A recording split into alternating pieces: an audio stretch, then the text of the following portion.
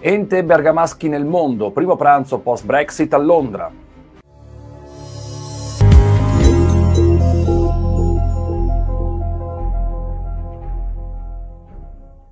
L'Ente bergamaschi nel mondo, fondato nel 1965, si è riunito per la prima volta dopo la pandemia per una cena a Londra. Ospiti d'onore Luigi Billet, consigliere della CGIE, e Francesca Doria, vicepresidente dei Comites. Per noi c'era Daniele Pace.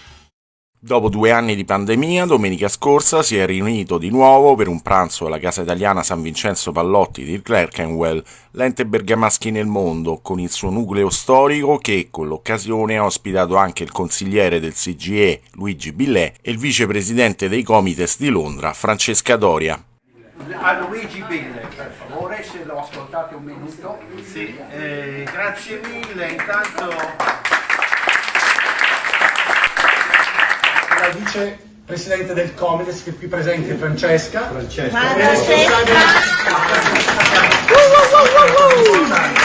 far parte della comunità italiana all'estero. L'ente bergamaschi nel mondo è stato fondato nel 1987 e il primo pranzo a Londra è stato organizzato nel 1988. Fu fondato da Adalberto Milesi, Gianna Mai, Aldo Rivellini e Angela Melizza Norma per divulgare la cultura, la storia, la cucina della città e aiutare anche i bergamaschi che andavano e tuttora vanno all'estero, come ci spiegano l'attuale presidente Bonaccorsi Ravelli e il presidente onorario e fondatore Aldo Rivellini. Allora, nel 1987 è stato fondato a Londra l'Ente bergamaschi del mondo e qui abbiamo il socio fondatore Aldo Rivellini, perché gli altri 3 soci fondatori, Gianni Mai, Adalberto Milesi e Bernaduzzi, sono andati a miglior vita. Cosa vuol dire fare 35 anni di ente bergamaschi, di fare una festa? Cioè vuol dire ritrovarsi dopo 2 anni di pandemia, di Covid, una grande famiglia, ritrovarsi tutti insieme, ma allo stesso istante il poter aiutarsi a vicenda per un futuro migliore. E Aldo Rivellini ne sa perfettamente bene, perché quando lui è arrivato a Londra non ci stava l'Unione Europea, ci stavano i visti, i permessi e bisognava fare determinate cose. E lui ve lo può raccontare benissimo. Tenendo molto piccolo e corto, io posso discutere con i giovani che arrivano ora e che cos'è stato nel passato emigrare in continenti che non si sapeva la lingua.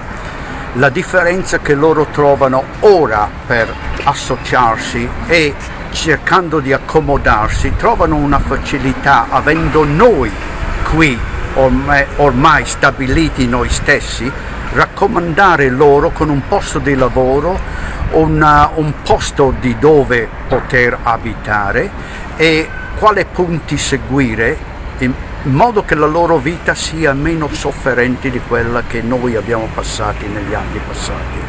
Ora è più facile, però c'è sempre un sacrificio da fare e dobbiamo dirlo a questi giovani. Radames Bonaccorsi Ravelli è il presidente da 12 anni ed è testimone dell'aiuto, soprattutto nell'ultimo decennio, dato ai bergamaschi venuti nel Regno Unito per trovare lavoro, casa e ambientarsi in un paese così diverso dall'Italia. Nel Regno Unito ci sono circa 6.000 bergamaschi, tra cui alcuni imparentati con la famiglia reale britannica, come il conte Edoardo Mapelli Mozzi, che ha sposato Beatrice di York.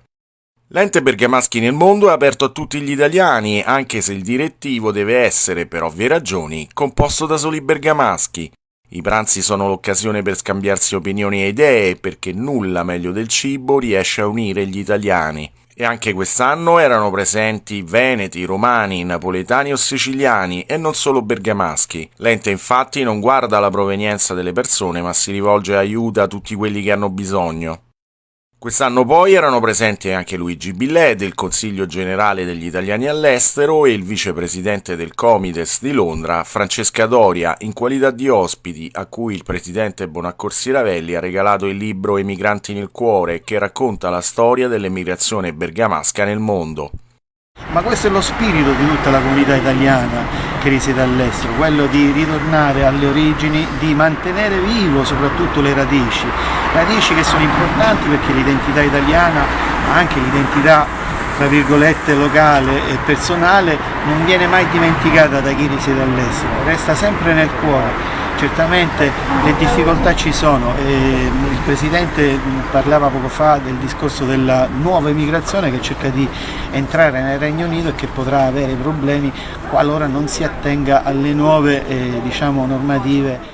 Grazie mille Radames, grazie Aldo, grazie a tutta l'associazione Bergamaschi. Io sono intervenuta a titolo puramente personale al pranzo, però l'associazione ci ha tenuto a salutare il Comites di Londra e allora mi ha fatto davvero piacere poter portare il saluto di tutto il Comites ed anche confermare che come nuovo Comites da poco eletto faremo molta attenzione a mantenere questo rapporto con le associazioni locali, in primis il nostro presidente Alessandro Gaglione, che è molto molto sensibile alla relazione con le associazioni. Spero ci saranno altre occasioni e grazie ancora di cuore.